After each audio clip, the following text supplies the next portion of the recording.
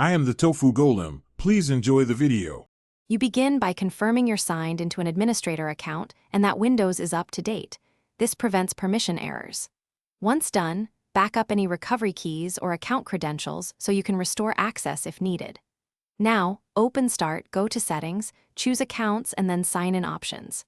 This puts you directly at Windows Hello controls so you can remove, reset, or add credentials without hunting through menus. Start here to make the rest straightforward. You'll remove and recreate credentials step by step. First, under Sign In Options, pick Windows Hello PIN and choose Remove. Restart Windows to clear cached credentials. Next, do the same for Face and Fingerprint. Select each enrollment and remove it so biometric data is fully purged.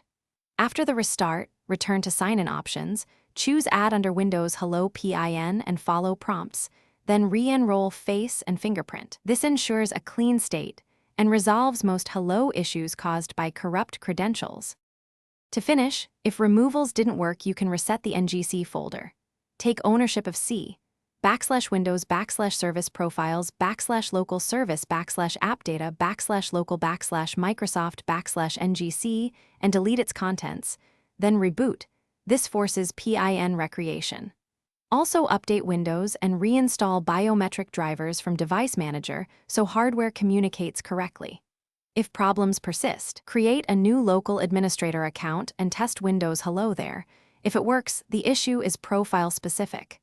Tip: if re-enrollment fails, check TPM status in TPM.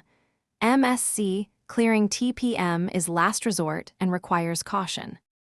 Thanks for watching. Consider subscribing if we helped you today.